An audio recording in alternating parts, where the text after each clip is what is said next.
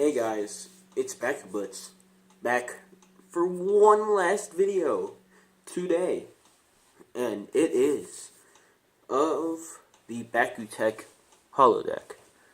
I've had this deck for a while, so munix has minor scratches on it, but that doesn't really matter. Also, I'm going to be using these instead of gate cards from now on because they are so much better than gate cards. Not really much else to say about that. So, let's get into the Bakugan. Oh, but before we start, someone did correct me in one of my previous videos. I called munix. That's an inside joke with one of my friends who would always say munix wrong. But I didn't make that very clear, so for this review, I will be calling it munix. So, yeah, we'll save the start of the show for last, and we'll start with how about Nazji? I think is how you say it, Nazji. So I only need one of these actually, but yeah. Manual parts, just these horns, and its mouth also opens, but I'm not going to deal with that. Like I said, this is old, so that's scratched around there. I had this when it first came out, so that's a long time ago. Oh, I think I'm getting its mouth open. Hang on. Let me just get that on, open off camera. It barely opens and it's not worth it.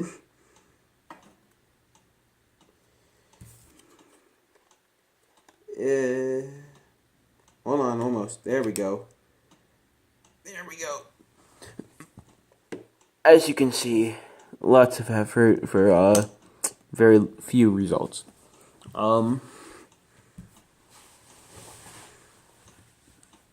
He is not that good for baku-tech Bakugan without any cross and soul. Not very good. His tail does give him a bit of occupancy, but there's so many better occupancy Bakugan out there. This is last choice for anything.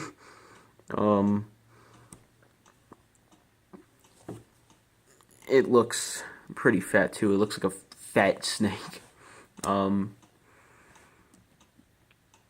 Of course, it is a baku-tech Bakugan, so the molding and the paint is well, it's baku-tech level. That doesn't need much explanation.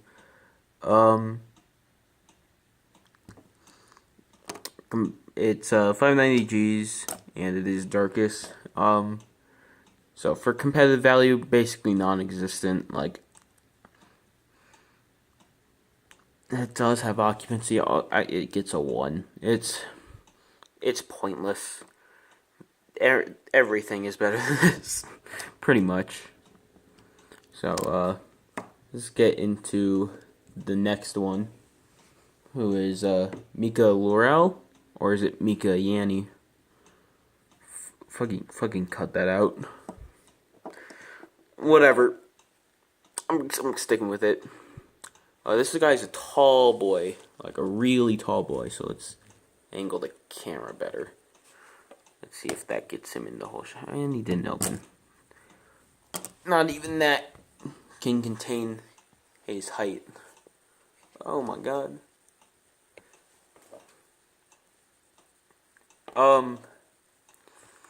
Let me get his manual parts, which are just his feet.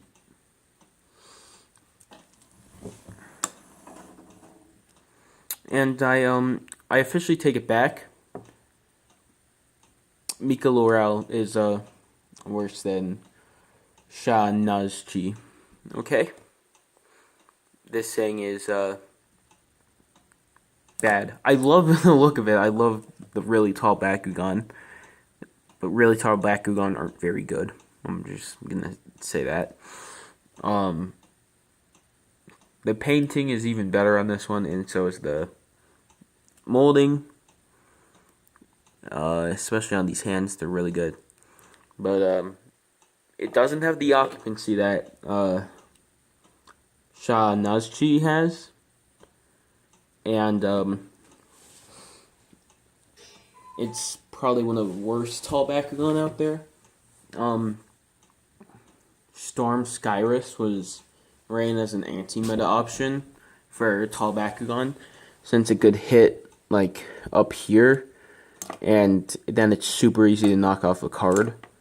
And it doesn't have the occupancy of Sha Nazchi, so this thing is just way worse.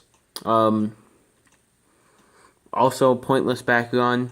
1 out of 10 for competitive value, but I definitely think it looks way cooler than Nazchi, so I guess that's worth something. It also has the same G power. It is 590, and it is also darkest, like everything in this deck. But finally, for the last Bakugan, this is a Hollow Munix. I'm just messing. Hollow Munix.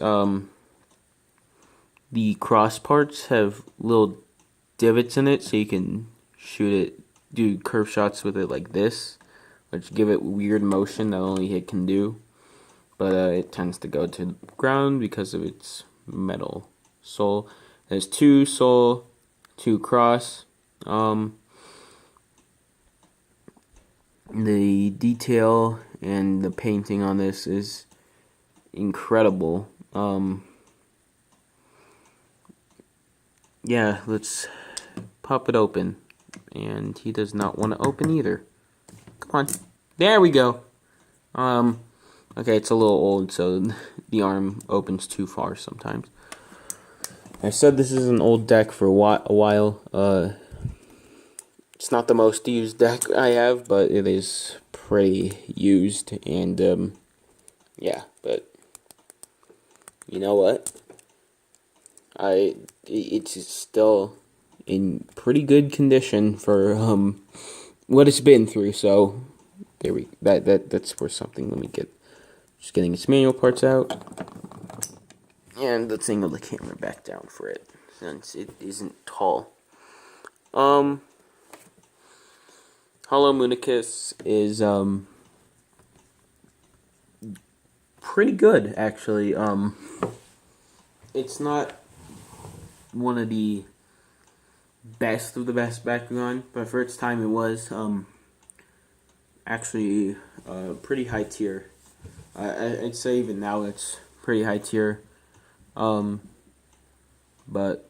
yeah, it's basically the same thing as Rise.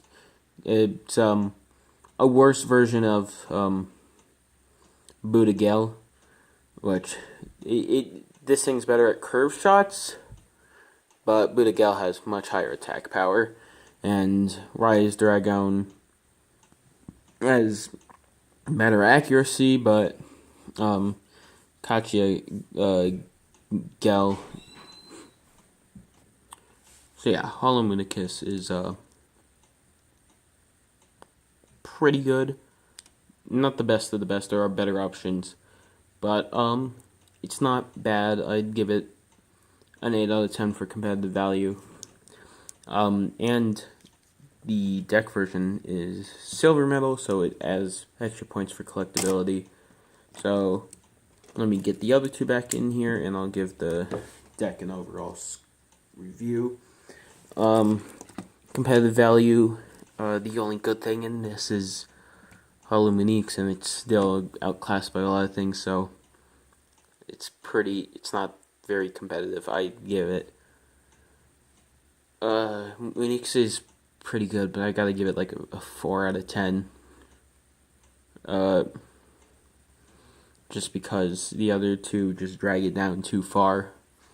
For collectability, however, Hollow Munix, highly collectible, and these are exclusive to the deck, but they show up a lot in the anime. This fills up Braichi's deck.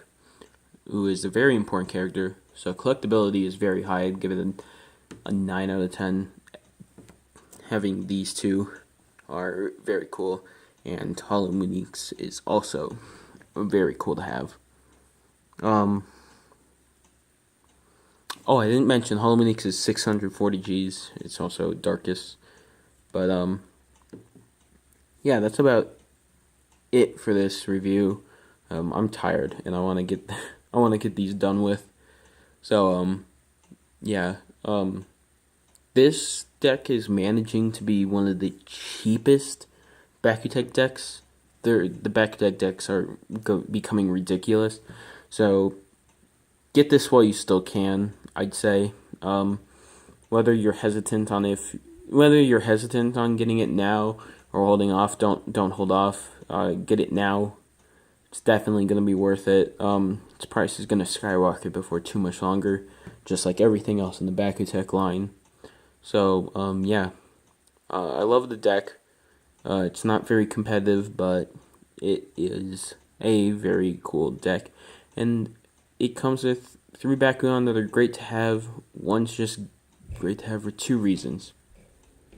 So that's it for my review of the Holo deck, and I'll see you guys in the next one.